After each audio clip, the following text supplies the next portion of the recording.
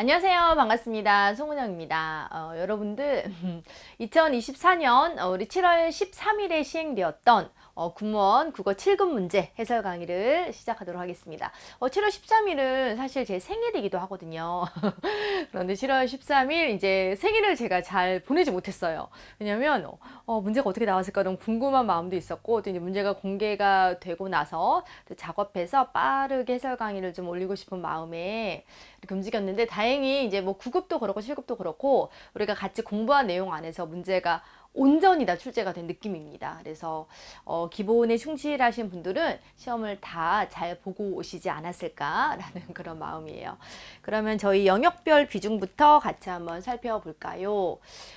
일단 문법이에요. 이게 이제 문법의 비중인데, 문법은 총 11문항이 출제가 되었습니다. 그런데 이론 문법과 이제 어문 규정을 좀 구분해서 두었는데, 이론 문법에서는 6문항이 출제가 되었고요. 그리고 어문 규정에서는 5문항이 출제가 되었습니다.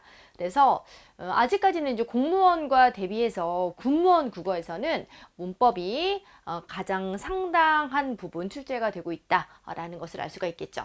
그래서 이론 문법도 그리고 어문 규정도 우리가 꼼꼼하게 잘 챙겨야 된다라는 생각을 해볼 수가 있겠죠. 그리고 비문학 4문항 출제가 되었습니다. 그래서 비문학의 비중이 좀 약했고요. 그리고 문학은 6문항 출제가 되었는데, 사실 이제 문법의 비중이 가장 큰 것은 기존에 군무원에서 이어가고 있는 경향이고, 그리고 문학과 비문학의 영역별 비중은 좀 해마다 조금씩 바뀌는 것 같아요. 그래서 이번에는 문학이 좀 많이 나왔지만은 내년에는 비문학이 더 많이 나올 수가 있고 하기 때문에 정말 잘 준비를 하셔야 됩니다. 문학도 놓치지 말고, 그리고 비문학도 잘 끝까지 챙겨야 된다라는 생각을 해주시면 되겠고요. 그리고 어휘는 네모낭이 거의 고정인 느낌입니다. 그래서 네모낭씩 계속 출제가 되고 있는데, 그 중에서 한자 관련 문제는 2문항이 출제가 되었습니다. 이렇게 이제 영역별 비중을 보면은 문법, 선행 지식이 필요하고 공부를 하지 않으면 접근할 수 없는 문법 잘 챙겨야겠다라는 생각이 드실 것 같아요. 이건 좀 시험을 앞으로 보실 분들을 위해서 제가 이제 말씀을 드리는 거고, 그리고 이제 문학과 비문학 그래도 고루 출제가 되기 때문에 이것도 이제 잘 챙겨야 된다. 그리고 어휘도 다 챙기면 좋지만 그래도 이제 가성비가 가장 좋은 것은 한자다라는 것 다시 한번 새겨볼 수 있었던 시간이었습니다. 그럼 1번부터 같이 가볼게요. 표준어 규정에 어긋나는 말이 있는 것은 이라고 해서 표준어 문제가 나왔는데, 여기서 물론 이제 9급과 7급을 잠깐 비교를 하자면 9급이 훨씬 쉬웠던 것 같아요. 그러니까 9급과 7급의 수준이 비슷할 때도 있었지만은 그래도 올해 시험에서는 이제 9급이 쉽고 그리고 7급이 조금 난도가 더 있었던 것 같습니다. 어문 규정 문제가 이제 9급에서는 상당히 쉽게 출제가 되었었거든요. 표준어 규정에 어긋나는 말을 찾으라라고 했는데, 사실 여지껏이 정답인데요. 여지껏이라는 말은 우리가 여태껏이라는 말을 잘못 쓰는 경우로 정리가 되어야 합니다. 그래서 여태껏이라고 써야 돼요. 여태를 강조하여 이르는 말로 입대껏도 되고 여태껏도 되는데 여지껏은 안 돼요. 우리 물론 같이 했던 내용이긴 한데요. 깜냥이라는 것은 스스로 일을 헤아린다. 그리고 헤아릴 수 있는 능력을 의미하는 말인데, 저는 일상에서도 이 깜냥이라는 말을 잘 쓰거든요. 그리고 찜찜하다라는 것은 꺼림칙한 느낌이 있다라는 뜻으로 표준어입니다. 그리고 웅덩이라는 것은 여러분 다 아는 뜻이죠. 이렇게 움푹 파여서 이렇게 물이 괴어 있는 곳을 웅덩이라고 하죠. 그리고 풍광이라는 말도 이제 적절한 표준어라는 느낌을 있으셨을 것 같습니다. 산이나 들, 강, 바다 따위의 자연이나 지역의 모습을 경치라고 하는데, 이것을 또 풍광이라고도 하죠. 들뜨다라는 말도 여러분 표준어입니다. 그래서 마음이나 분위기가 가라앉지 아니하고 좀 흥분되다라는 뜻을 가지고 있는 말입니다. 여태껏, 그리고 지껏은 안 되고요. 입대껏, 여태껏만 된다라고 기억을 해주시면 되겠습니다. 이번 띄어쓰기 한 것으로 가장 올바른 것은 무엇인가 라고 했는데, 우리가 이제 특이성 있는 보조사들 정리를 했습니다. 이제 저희 교재에도 나와 있는 내용인데요. 하늘이 맑군 그래 라고 할 때 하늘이 맑군 해도 끝나도 되는데 이제 그래를 그냥 더해서 붙인 거잖아요. 그래서 그래는 여러분 보조사입니다. 그래서 보조사이기 때문에 이 보조사는 당연히 앞말과 붙여야 되죠. 그리고 요 지가 사실 공무원 시험에서 가장 역대로 많이 나온 띄어쓰기 문제라고 제가 항상 강조를 드렸습니다. 지는 시간의 경과의 개념이 있을 때는 의존명사로 띄어쓰기를 하지만, 그렇지 않을 때는 여러분 연결어입니다. 연결어이기 때문에 당연히 앞에 해당하는 어가 아닌 우리가 작과 작, 요 말과 붙어서 나타나야 하겠죠. 내가 공부를 한 지 3년이 되어서 내가 한국에 온 지 뭐 6개월이 지났어. 뭐 이런 식으로 말할 때의 지는 의존명사로 띄어 쓰지만 여기서의 은지는 우리가 연결 어미이기 때문에 앞말과 붙여야 되죠. 그리고 여러분 뿌는 바로 무엇입니까? 조사잖아요. 뿌는 조사이므로 우리가 붙여야 되고요. 그리고 들과 관련해서 우리가 이제 보조사도 있고 접사도 있고 들의 의존명사도 있는데 이렇게 앞에 여러 가지 것들이 나열되고 그 다음에 나오는 들은 의존명사라고 했습니다. 그래서 이렇게 띄어야 돼요. 띄어야 합니다. 그래서 가장 올바른 것은 1번이 되겠네요. 3번입니다. 음운 변동의 유형이 다른 하나는 이라고 했습니다. 솜과 이불이 만나면서 니은 첨가 현상 나타나고 있습니다. 그 니은 첨가 현상이 나타나고 있는데 우리가 이렇게 니은 첨가 현상은 첨가 현상이에요. 말 그대로 없던 음운인 니은이 더해지는 거, 첨가가 되는 거잖아요. 그래서 니은 첨가 현상이고 그리고 여기서 피읍이 음절의 끝소리로 올 때 지금 비읍으로 나타나고 있잖아요. 이거는 뭐 대치 현상, 교체 현상이라고 하죠. 우리가 크게 음운 변동의 유형에는 4가지가 있습니다. 그렇죠? 대치 혹은 교차라고도 부르는 것, 그리고 첨가, 그리고 축약, 그리고 탈락 이렇게 4가지가 있죠. 그래서 음운 변동의 유형이라는 말이 나왔을 때는 그 4가지 중에 하나로 정리를 해가면서 선지를 해결하시면 되거든요. 얘는 첨가, 얘는 대치, 얘는 그쵸. 여기서 지금 위가 초성이 이응으로 나오긴 했지만 위라는 말은 우리가 실질 형태소 명사잖아요. 그래서 얘가 음절의 끝소리 규칙에 의해서 디귿으로 대표음이 나타납니다. 그래서 얘가 빈자리 가서 딱 앉으면 꼬우디 해서 여기서 나타나는 음운 현상은 요 치읓이 디귿이 되는 음절의 끝소리 현상이라고 볼 수가 있고요. 그래서 음절의 끝소리 규칙은 우리가 대치이고요. 그리고 여기서 디귿과 기역이 만났을 때 안울림 예사소리와 안울림 예사소리가 만났을 때 뒤에 예사소리가 된소리가 되는 것은 우리가 된소리 되기 현상으로 대치라고 볼 수 있죠. 다른 하나는 바로 1번임을 알 수 있습니다. 얘만 첨가잖아요. 나머지 모두 대치인데. 4번이에요. 단어의 쓰임이 가장 적절한 것은 바로 무엇인가 라고 했습니다. 경기가 나빠져 임대료조차 못 내는 형편이다. 낸다라는 것은 내가 무엇인가를 이렇게 빌려 썼을 때 이렇게 주는 대가인 거잖아요. 그래서 그런 것을 우리는 임차료라고 합니다. 임대료는 빌려주는 사람 입장에서 들어오는 돈을 임대료라고 해요. 우리가 빌려 쓰는 것에 대한 어떤 것으로 돈을 지불하는 것은 우리가 임차료라고 하기 때문에 지금 못 낸다라는 그러한 표현을 통해서 임차료라고 할 수가 있고요. 그리고 고명딸은 아들 많은 집의 외딸을 우리가 고명딸이라고 합니다. 그래서 무남동력 고명딸이라는 말은 상당히 어색한 표현이고 그래서 우리가 잘못 쓰이는 표현으로 많이 소개가 되는 말이죠.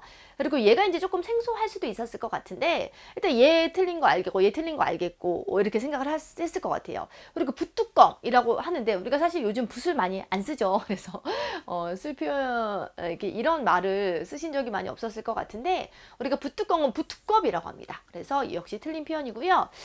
미상불은 그냥 과연이라는 말로 대체될 수 있는 말입니다. 그래서 뭐 정의의 말처럼 뭐 과연 뭐 귀찮기도 했다 뭐 아닌 게 아니라 귀찮기도 했다 이렇게 풀어낼 수 있는 말이기 때문에 우리가 4번도 4번은 우리가 맞고요. 그래서 정답은 4번이 되겠습니다.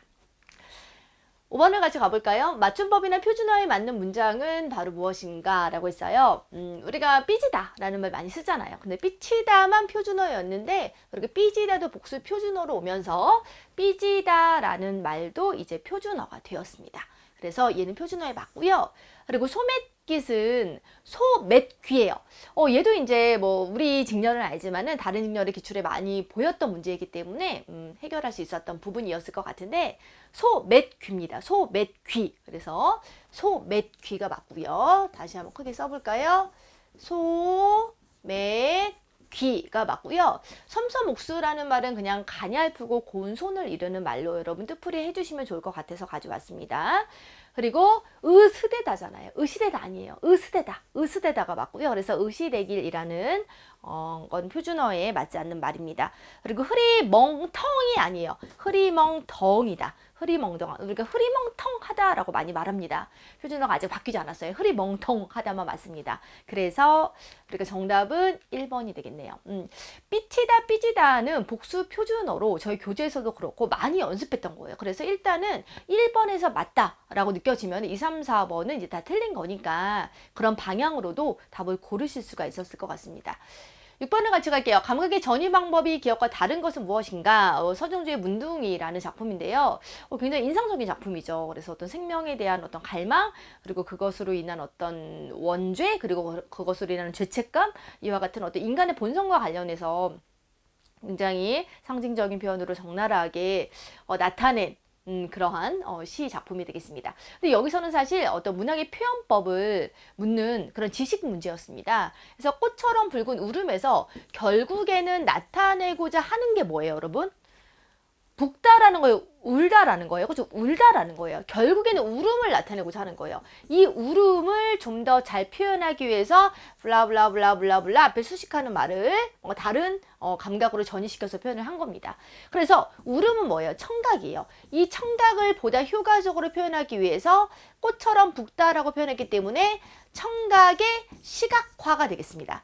원래는 청각을 표현하고자 한 건데 그것을 좀 더 효과적으로 표현하기 위해서 시각화시킨 거예요. 그래서 청각의 시각화가 되겠죠. 좋습니다. 이어갈게요. 그러면 금으로 타는 태양의 즐거운 울림에서 결국에 보여주고자 하는 장면은 태양이에요. 태양은 뭐죠? 시각이에요. 근데 그 시각을 좀 더 잘 표현하고자 울림과 같은 청각으로 전이시켜서 표현을 했단 말이에요. 그래서 시각의 청각화예요. 얘는 시각의 청각화.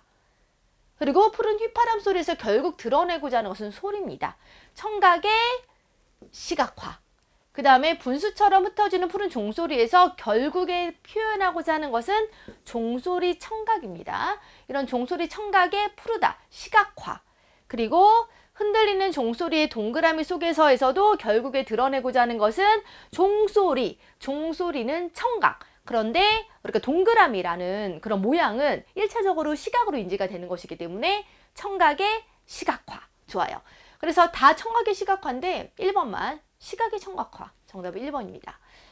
이것도 뭐 우리 문학 지식 부분에서 저희 이제 교재에 굉장히 많이 연습이 되어 있었습니다. 거의 뭐 중복되는 예문들도 굉장히 많이 보이고 하는데 잘 해결할 수 있었을 거라고 생각을 합니다. 7번 볼게요. 통사적 합성어에 해당하는 것은 뭐 단골 문제죠. 통사적 합성어, 비통사적 합성어 너무나 이제 나올 것으로 예측 가능했던 그런 부분이죠. 통사적 합성어라는 것은 우리말의 일반적인 문장 배열에 맞는 합성어를 우리가 통사적 합성어라고 합니다. 여기서 지금 무언가가 생략되어 있다면 뭐가 생략되어 있나요? 배가 부르다죠. 배가 부르다. 그런데 조사가 생략될 수 있죠. 우리말에서 조사 생략은 가능합니다. 그래서 얘는 통사적 합성어예요. 올해는 늦더위가 늦다와 더위가 만날 때 생략된 것은 바로 무엇일까요? 늦은 더위, 늦는 더위, 뭐 이와 같은 그렇죠. 관형사형 어미죠. 이렇게 어미는 생략될 수 없어요. 그래서 얘는 비통사적 합성어. 뛰다와 놀다가 만날 때도 뛰어놀다 혹은 뛰고 놀다와 같은 연결음이 생략되었습니다. 따라서 얘도 비통사적 합성어. 그리고 굳다 세다가 만날 때도 굳다와 세다가 정상적으로 결합을 하기 위해서는 그 연결되는 어미가 필요합니다. 굳고 세다, 굳어 세다. 뭐 이런 연결어미가 필요하기 때문에 이와 같은 연결어미가 들어가 있지 않으므로 비통사적 합성어예요. 여러분 조사 생략은 통사적 합성어, 어미 생략은 비통사적 합성어. 우리가 계속 공부했던 부분입니다. 정답은 1번이 되겠죠. 그 다음 8번을 같이 갈게요. 다음 시에 대한 감상으로 가장 적절한 것은 바로 무엇인가? 김영락의 독을 차고라는 작품이죠. 원래 김영락은 이제 순수시의 대표적인 작가인데 좀 저항시라고 볼 수 있는 시 중에 이제 독을 차고라는 조금 특이성 있는 그런 시가 있습니다. 감상으로 가장 적절한 것은 이라는 포괄적인 질문지 때문에 우리는 시 전체적인 내용을 잘 이해하면서 읽을 필요가 있겠죠. 내 가슴에 독을 찬 지 오래도다. 독이라는 것은 자신만의 신념, 어떤 세계관, 그리고 어떻게 살아가야겠다는 가치관 등을 의미하죠. 아무도 해한 일 없는 새로 뽑은 독. 정말 새로 뽑은 독 신선함이 느껴지지 않나요? 그래서 정말 이 독의 효력이 대단할 것 같은 그런 느낌이 있습니다. 벗은 그 무서운 독 그만 흩어버리라 한다. 그거 없애. 야 그거 갖고 있으면 위험해. 네가 위험해져. 없애 라고 하는데 나는 그 독이 선뜻 벗도 해야 할지 모른다고 위협하고 벗도 해야 할지 모른다고 위협한다라는 것은 그렇게 나를 만류하면 너조차 위험해 라고 하면서 그 독을 지니겠다라는 그런 굳은 신념을 보여주고 있는 거죠. 독 안 차고 살아도 머지않아 너나 마주 가버리면 억만 세대가 그대로 잠적 흘러가고 야 이렇게 사나 저렇게 사나 그냥 시간을 흘러. 나중에 땅덩이 모질하죠. 모래알이 될 거야. 우리 다 인생 허무하게 그냥 마감하게 돼 있어. 허무한 거야. 인생 허무한 거야. 그렇게 막 이렇게 살기를 가득 이렇게 뭐 탑재하고 막 독을 차고 뭔가를 반드시 해야겠어. 그렇게 살 필요가 없는 거야. 라고 이제 말을 하고 있는 거죠. 아, 내 세상에 태어났으면 원망한 고분에 어느 하루가 있었던가 허무한디. 그래, 내가 지금 살고 있는 이 세상 허무하게도 느껴지고, 그리고 너무나 이 부조리한 현실 때문에 뭐 원망의 마음도 많지만 허나가 중요하지. 시상의 전화입니다. 허나, 그래, 뭐 어느 정도 동의해. 그래, 인생 허무할 수 있는 거야. 하지만 그러나 난 어떻게 살겠다라는 겁니까? 앞뒤로 덤비는 이리승냥이 바야흐로 내 마음을 노림에 내 산채 짐승의 밥이 되어 찢기우고 할키우라 내맡긴 신세임을 나는 독을 차고 선선히 가리라. 마금날 내 외로운 혼 건지기 위하여 어떤 상황이 있을지라도 그럼에도 불구하고 나는 내 신념을 지키기 위해서 내가 어떻게 살아가고자 하는 그 방향을 지키기 위해서 독을 차고 간대요. 그래서 암담한 현실 속에서 순수한 신념을 지키겠다는 굉장한 의지가 들어있는 의지시가 되겠습니다. 절제된 태도라고 보기에는 조금 무리가 있어요. 왜냐하면 내가 원망 않고 보낸 어느 하루가 있었던가 탄식하고 있잖아요. 허무한데 허나 나 이렇게 가리라, 나 이렇게 살리라, 이렇게 이제 말하고 있습니다.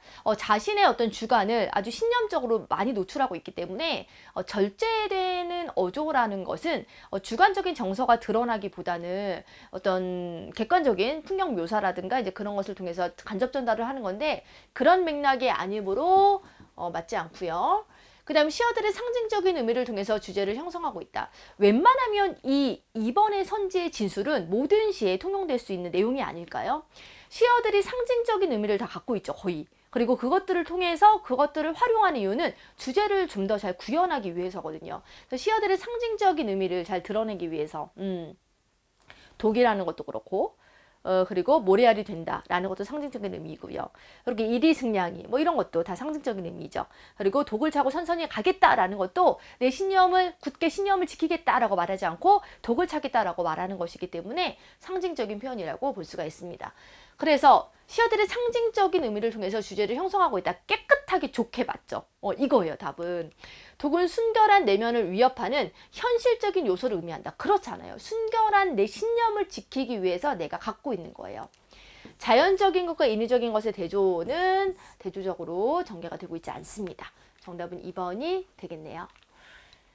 9번 같이 가볼까요? 맞춤법의 OX를 O 그리고 가위표를 잘못 표기한 것은 무엇인가? 꽤 죄죄하다예요. 꽤 죄죄한 것은 여러분 죄예요. 죄. 헤매이다. 불필요하게 이렇게 접사가 들어간 경우라고 했죠. 그래서 제가 옛날에 요즘 해체한 그룹이긴 한데 여자친구들, 여자아이들은 아직 있죠. 여자친구들. 그래서 뭔가 헤매이며라는 그 노래 가사까지 말을 하면서 이거 아니다. 헤매며가 맞다. 라고 했었습니다. 헤매다가 맞다고요.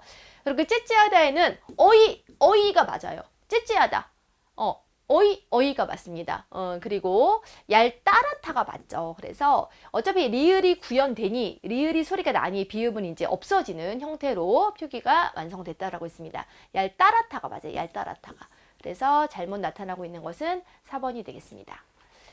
10번을 같이 갈까요? 이제 비문학 제재인데 다음 글에 대한 예로 가장 거리가 먼 것은 무엇인가? 라고 했습니다. 확실하게 여러분들이 이제 9급 문제도 풀어보셨을 것 같고 앞으로 풀어볼 예정이실 것 같은데 이 9급 비문학 제재에 비해서 7급 제재가 약간 더 읽히기가 쉽지 않았어요. 하지만 아주 어렵진 않았습니다. 문제가 또 쉬웠죠.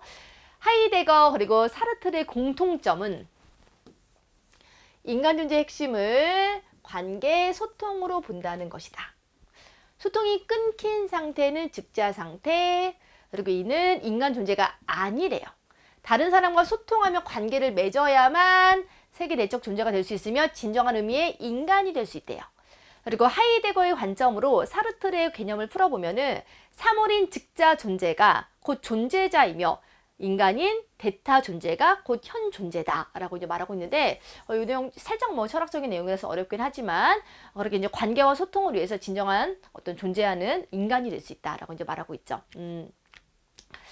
마르틴 부버는 또 마르틴 부버의 이야기가 나오고 있습니다.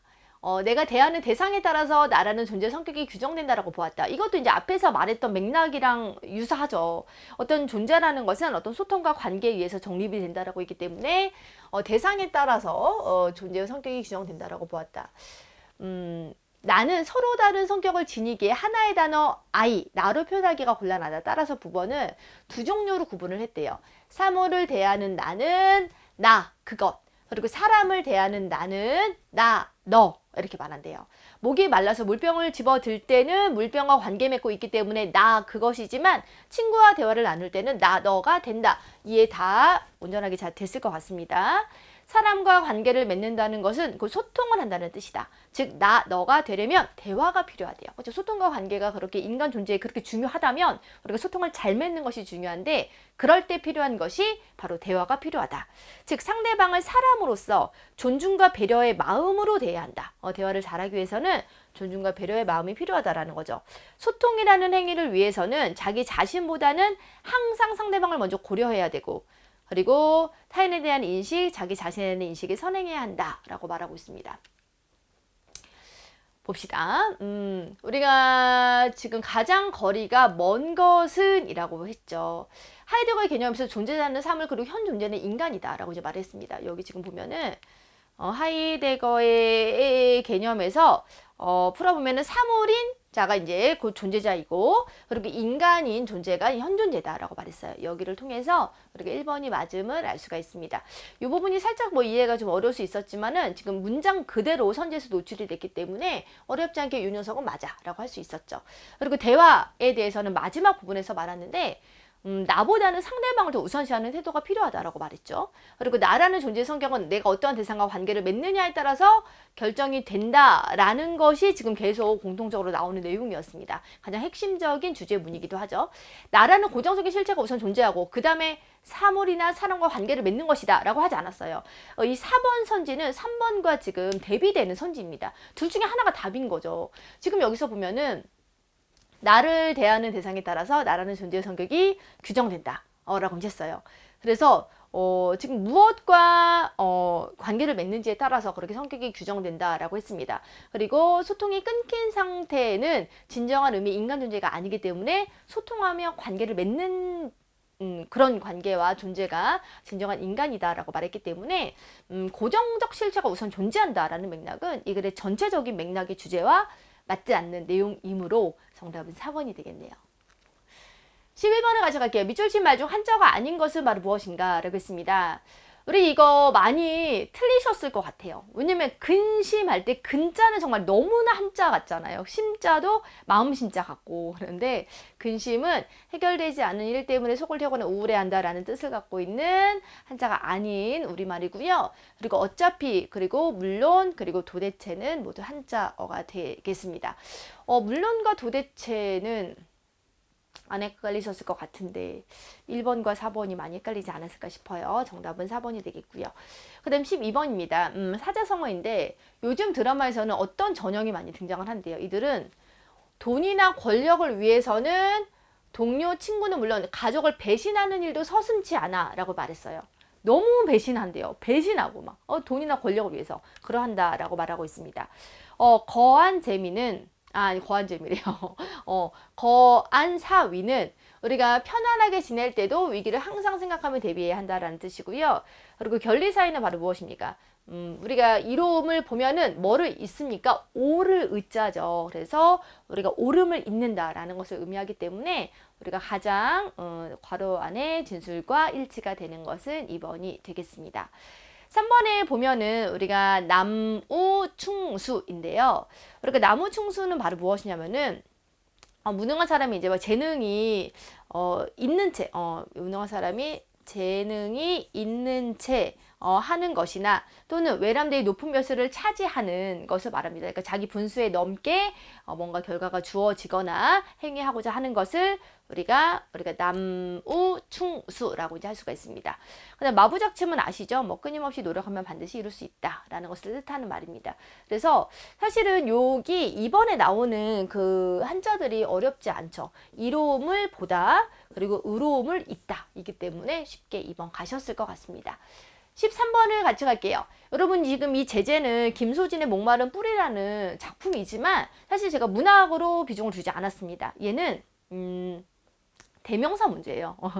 여러분 진짜 제 강의 들으셨던 분들은 생각이 날 거예요. 대명사 문제는 어떤 식으로 나오냐면은 이 대명사가 가리키는 것에 맞는 거 틀리는 거 뭐 그렇게 가리는 문제 뭐 지시어나 대명사 문제는 그런 방향으로 나온다고 했기 때문에 얘는 문법 문제라고 보이지 얘는 문학 문제라고 보이진 않아요. 문학적인 지식이 없어도 대명사가 가리키는 것을 정확하게 알고 있다면 풀 수 있는 문제였습니다. 형님이 손가락으로 가리키는 곳에서 갑자기 수많은 새떼무리가 일제히 솟구쳐 올랐다라고 말했어요. 그러면서 우리 인간이란 알고 보면 저 하찮은 미물보다도 그 새떼를 말하죠. 새떼. 아니면 전애들이 그토록 자유롭게 넘나드는 철조망, 새떼를 말합니다. 여긴 인간들을 말하고요. 나는 그들의 날갯짓을 하는 것은 또 새떼를 말하죠. 그래서 너무나 쉽게 정답은 디귿임을 알 수가 있죠. 그래서 대명사가 그리고 가리키는 바, 뭐 지시어들이나 이런 것들이 가리키는 바가 무엇인지를 아는 문제였습니다. 그 다음 이제 14번을 같이 갈게요. 다음 글의 내용에 대한 설명으로 거리가 먼 것은 바로 무엇인가? 라고 했습니다. 잘 읽어보고 답을 잘 해볼게요. 우리나라 초광역권 메가시티 전략은 규모의 경제를 통해서 지역의 성장 잠재력을 높이고 국제 경쟁력을 강화하는 데 의의가 있다. 메가시티 전략이 이러한 의의가 있대요. 국내적으로 초광역권은 수도권 과밀화와 지역 위기 확산 그리고 지역 차별화, 청년 인구의 이동 등을 완화하기 위한 대안이래요. 이런 문제를 해결할 수 있는 것에 대한 대안으로 지금 언급을 하고 있습니다. 수도권의 인구 및 경제 집중은 역으로 비수도권의 지역경제 침체 등 여러 가지 문제를 악화합니다. 그래서 수도권의 승자 독식 도시화가 더 강화가 되는데, 그래서 비수도권은 이러한 저러한 어떤 여러 가지 문제점 때문에 이와 같은 초광역적 공간 전략이 이런 문제를 해결할 수 있다고 본다라는 그런 내용이었습니다. 그래서 초광역권은 초국가적 차원에서 강하게 연결되는 공간 결절점이에요. 결절이라는 것은 뭐 마디를 말하잖아요. 그래서 이렇게 맺어지는 부분이며 글로벌 시스템의 엔진으로 기능을 하고 또한 확정 재구화된 것으로 서로 높은 연결성 그리고 공간 잠재력을 지닌다 라고 말하고 있습니다. 뭐 이런 이제 내용인데요. 뭐 어렵지 않게 지금 현재 어떤 수도권의 어떤 특정한 곳에 집중되면서 나타나는 여러 가지 사회적인 부작용들을 해결할 수 있는 전략으로 초광역권 메가시티 전략을 지금 언급을 하고 있는 내용입니다. 초광역권 전략은 규모의 경제를 통해서 잠재력과 경제력을 키우고자 하죠. 경쟁력을 키우고자 하고 그리고 수도권 과밀화 억제 효과를 기대할 수 있고요. 그리고 지역 내 위기를 막기 위한 대안으로 이러한 초광역권 전략을 지금 말하고 있습니다. 어디에 나타나고 있냐면 초광역권은 수도권 과밀화와 지역 위기 확산, 그리고 지역 차별화와 그리고 청년 인구의 이동 등을 완화하기 위한 강력한 대안이다라고 말했잖아요. 지역 위기 확산을 완화하기 위한 강력한 대안이다라고 말했기 때문에 정답은 2번이죠. 그리고 수도권의 승자 독식 도시화. 내가 아까 이거 읽을 때 잘못 읽었었잖아요. 막 발음 꼬였던 거 생각이 나시죠? 이 독식 도시 막 이러니까. 승자 독식 도시화를 막고 지역 균형 발전을 촉진하게 되는 역할을 할 수 있다라고 말했고요. 그리고 여러 가지 것들을 광역화에 통합하려고 한다라는 것도 언급이 되어 있었던 내용이었습니다. 정답은 2번이에요. 15번을 갈게요. 별별 야단을 다치며 라고 했는데 이제 관용적인 표현, 속담을 이제 적절하게 넣는 겁니다.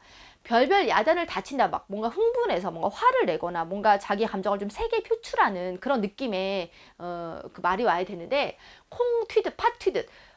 우리 상상을 한번 해보세요. 콩 튀겨 봤어요? 팥 튀겨 봤어요? 그냥 팍팍팍 튀면서 요란한 소리를 내면서 뭔가 막 주변에 굉장히 데미지를 입힐 것 같은 그런 느낌이지 않나요?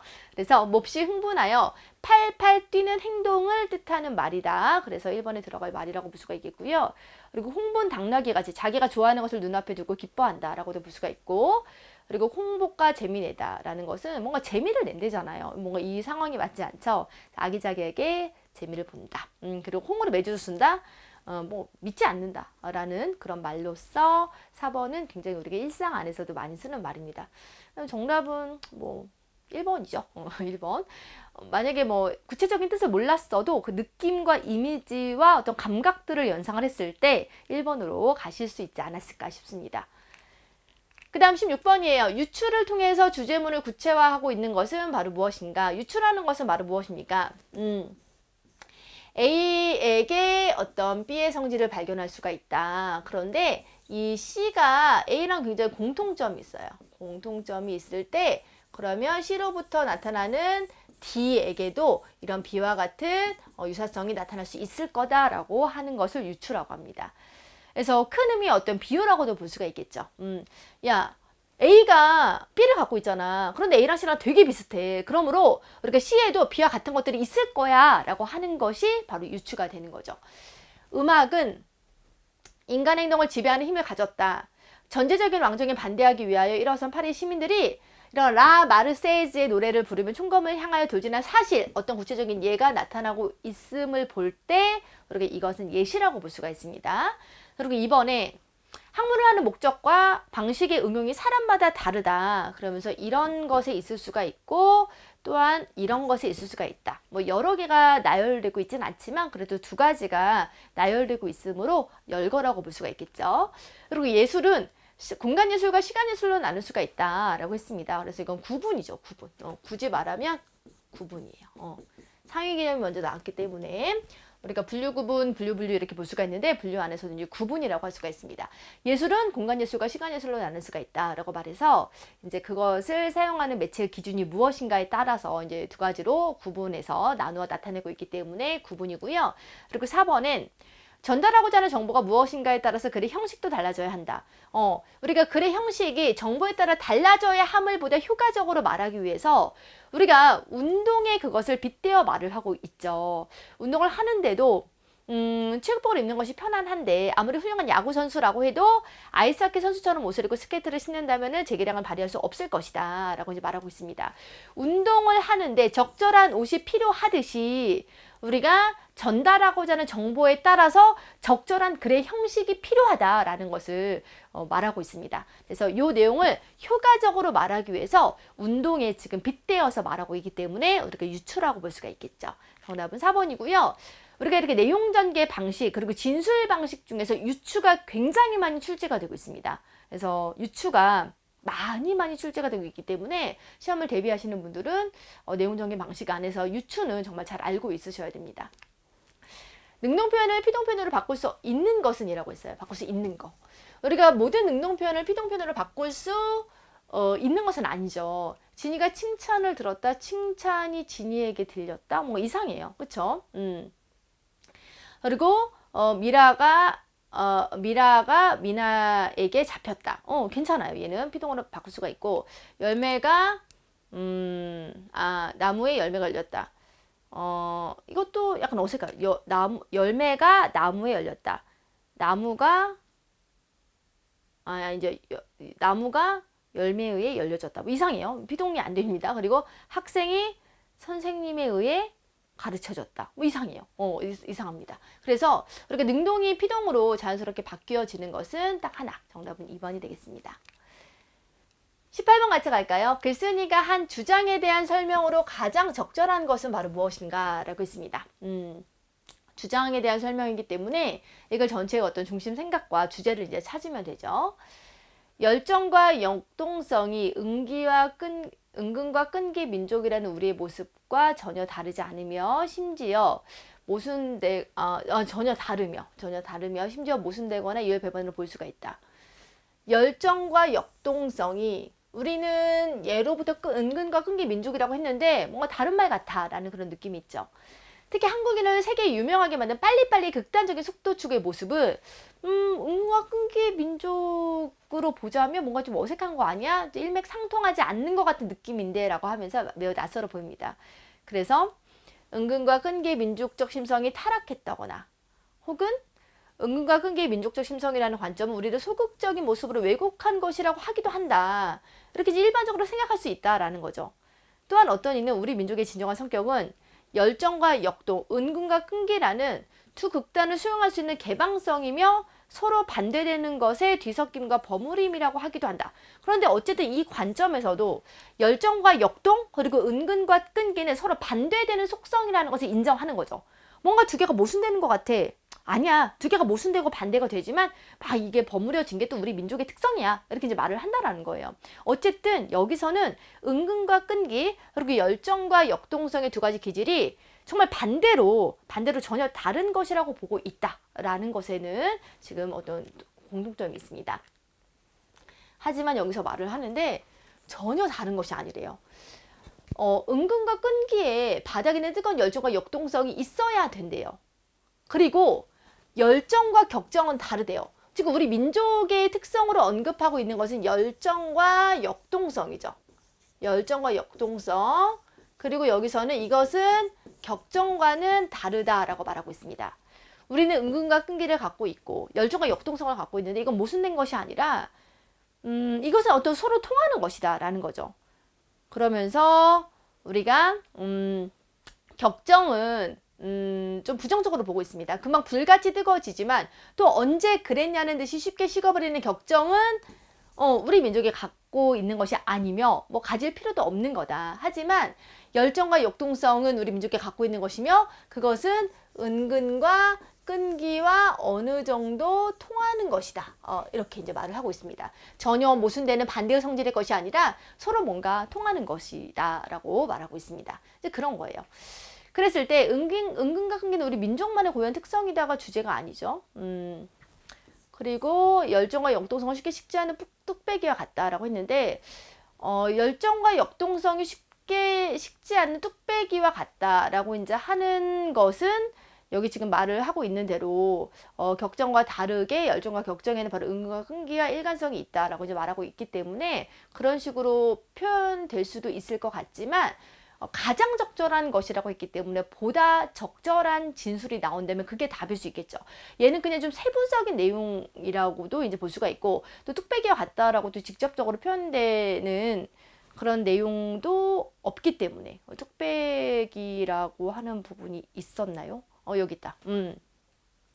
아무튼 쉽게 식지 않는 뚝배기처럼 전혀 다른 것이라고 보고 있다라고 하기 때문에 우리가 여기서 이제 반대의 속성이다라고 하는 데서 언급이 되었기 때문에 그렇게 아주 적절한 진술이라고는 보기가 어렵습니다. 열정은 격정과 구분된다라는 것을 말했고요. 그리고 은근의 일관성을 얻어야 된다. 맞아요. 이게 맞죠. 지금 열정은 격정과 구분이 되고 있고 은근의 일관성을 얻어야 되기 때문에 여기서 궁극적으로 말하고자 하는 그런 열정 그리고 은근은 서로 통하는 거죠. 서로 그것을 깔고 있을 때 그것이 더욱더 이제 잘 이루어지는 것이기 때문에 가장 글 전체를 포괄하는 핵심적인 내용을 담고 있는 것은 3번임을 알 수가 있습니다. 은근과 끈기라는 관점은 우리 민족을 소극적으로 왜곡한 결과이다라는 것은 좀 일부의 진술이므로 또 전체의 맥락과도 맞지 않으므로 맞지 않습니다. 정답은 3번이 되겠네요. 합성어에서 뒤에 나오는 단어의 첫 소리가 된 소리로 나는 경우는 사이시옷을 넣어준다 라고 했습니다. 시계빤을 했기 때문에 사이시옷 넣어주었고요. 북어와 국이 만났을 때 북어국 이렇게 된 소리 났기 때문에 사이시옷 넣어주었습니다. 예사와 일이 만나면 예산일 하면서 니은이 첨가가 돼요. 니은 예산일 그래서 니은이 첨가가 되어서 지금 이 니은 첨가 현상도 우리가 사이소리 현상으로 볼 수 있기 때문에 사이시옷을 넣어준 거예요. 그러므로 우리가 단어의 뒤에 나오는 단어의 첫 소리가 된 소리가 난다라는 것은 3번에는 해당하지 않죠. 공부와 벌레가 만났을 때 어떻게 발음을 합니까? 공부 뻘레요. 뻘레. 그래서 된 소리가 나기 때문에 사이시옷 넣어준 겁니다. 그래서 적절하지 않은 것은 3번이 되겠죠. 20번입니다. 다음 시에 대한 설명으로 가장 거리가 먼 것은 이라고 했습니다. 북어들의 모습을 보면서 현대사를 살고 있고 부조리에 침묵하는 어떤 현대인들의 모습을 비판하는 그런 맥락의 시라고 보면 되겠습니다. 밤에 식료품 가게에 캐캐먹은 먼지 속에 죽어서 하루 더 손때 묻고 터무니없이 하루 더 기다리는 북어들의 모습을 보는 거죠.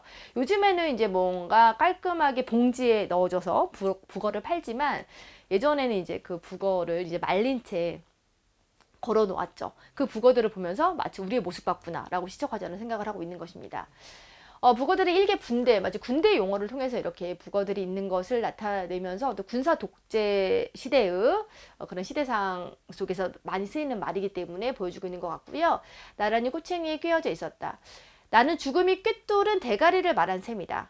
한 개의 혀가 자갈처럼 죄다 딱딱했다. 대가리는 죽어 있고 그리고 혀는 굳어 있대요. 더 이상 머리를 좋은 방향으로 움직이지 않고 그리고 해야 되는 말은 하지 않는 그러한 형국을 보여주고 있는 거죠. 나는 말에 변비증을 앓는 사람들과 무덤 속의 벙어리를 말한 셈이다. 말라붙고 짜부라진 눈, 북어들의 빳빳한 지느러미, 더 이상 움직이지 못하는 막대기 같은 생각, 빛나지 않은 막대기 같은 사람들이 가슴에 싱싱한 지느러미를 달고 헤엄쳐 갈 데 없는 사람들이 느닷없이 북어들이 커다랗게 입을 벌리고 거봐 너도 북어지? 너도 북어지? 우리처럼 그렇게 대가리는 죽어있고 그리고 혀는 굳어있고 그저 말에 변비증에 걸린 할 말을 하지 못하는 그런 상태로 너희들도 살고 있잖아 하면서 귀가 먹먹하도록 부르짖고 있다 라고 말하고 있습니다. 시적 대상은 북어죠.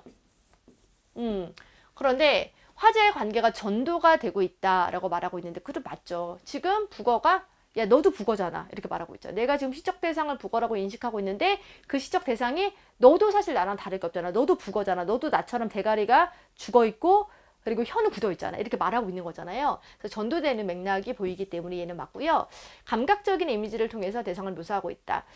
일단 뭐 시각적인 이미지가 많이 나타나고 있고요. 그리고 뭐 딱딱하다와 같은 그런 촉각적인 이미지, 뭐 빳빳하다, 그리고 짜부라진 눈, 그리고 여기서 보면은 뭐 커다랗게 입을 벌리고 거봐 하면서 부르짖고 있었다, 뭐 이런 청각적인 이미지들. 그래서 여러 가지 감각적인 이미지를 통해서 대상을 잘 묘사를 하고 있습니다. 특히 그 북어의 모습을 시각적으로 잘 묘사하고 있기 때문에 이번도 맞고요.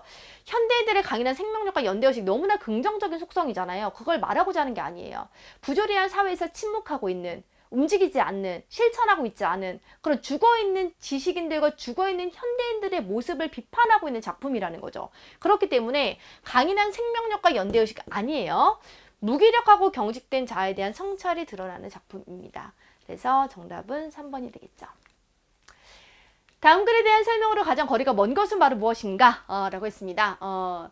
우리 만복사적 복이죠.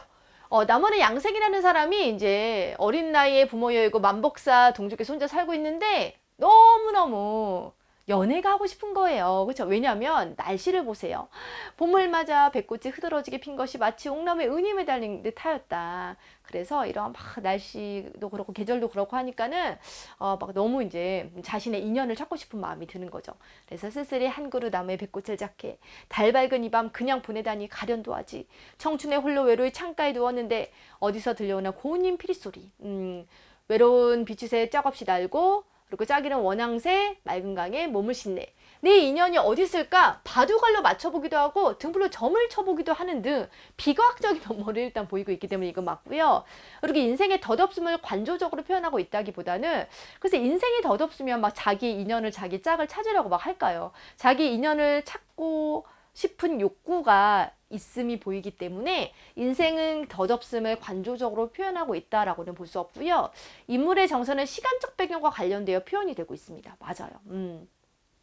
왜냐하면 이런 계절이니 이렇게 배나무 아래 그리고 봄을 맞아 배꽃이 흐드러지게 피어 있기 때문에 내 인연은 어디 있을까라고 생각이 드는 거죠. 그래서 이를 맞고요.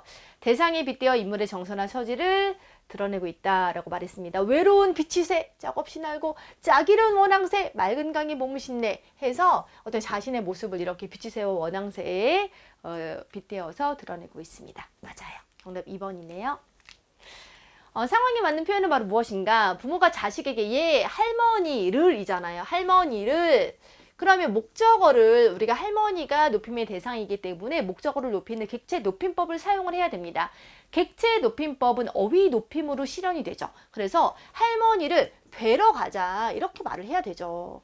그리고 역사책에서 충무공이 우리보다 훨씬 나이가 많겠죠. 그리고 위대한 업적을 세운 존경할 만한 선조이긴 하지만 우리가 객관적인 서술을 해야 하는 역사책과 같은 데서는 그냥 높임의 표현을 사용하지 않고 중화시킵니다. 그래서 충무공은 뛰어난 전략가이셨다라고 하지 않아요. 전략가였다라고 합니다. 제 교재도 나와 있는 내용이죠. 전략가였다. 얘가 맞고요. 그리고 교사가 학생에게 교장 선생님의 말씀, 물론 간접 높임으로 교장 선생님의 말씀을 높여서 결국 교장 선생님을 높이고자 하는 의도이잖아요. 그걸 간접 높임이라고 하는데 간접 높임에서는 우리가 있다를 있으시다라고 표현을 해야 되지 계시다라고 표현하면 안 됩니다. 교장 선생님이 교장실에 계시다. 교장 선생님께서 교장실에 계시다. 할아버지께서 방에 계시다. 라고 할 때 직접 대상을 표현할 때만 계시다를 쓸 수가 있고 우리가 간접 높임의 상황에서는 있으시다를 써야 됩니다. 있으시다. 그래서 말씀이 있으시겠습니다. 있으시겠습니다. 혹은 있겠습니다.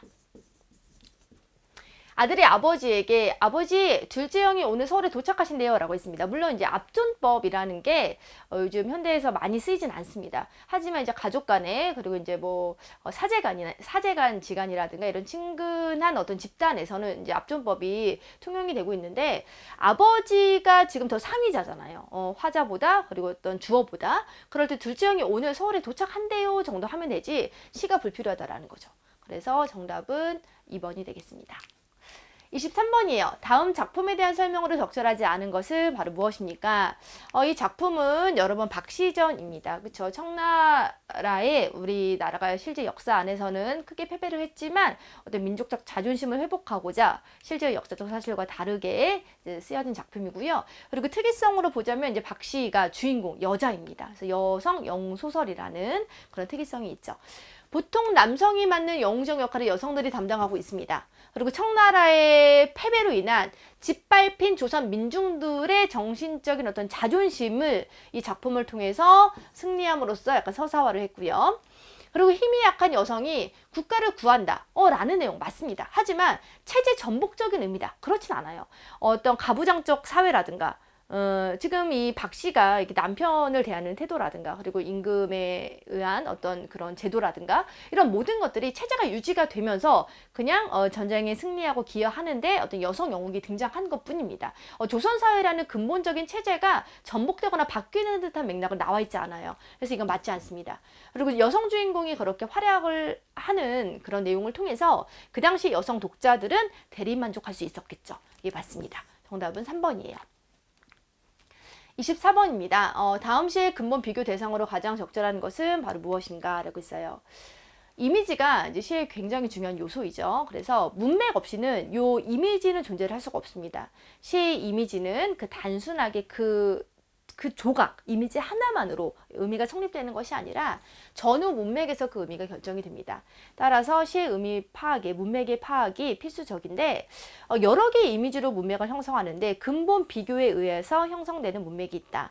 근본 비교란 무엇이냐면 한 작품에서 다른 모든 비교들을 성립시키는 토대가 되는 가장 중요한 비유다. 지금 여기서 말하는 많은 내용들이 있는데 어떤 비유를 사용할 때 가장 중요한 비유, 이 어떤 그 비유적인 의미를 상징적으로 우리가 정확하게 알고 있을 때 이 시 전체적인 내용이 도출이 되는 가장 중요한 비유가 뭐냐는 거예요.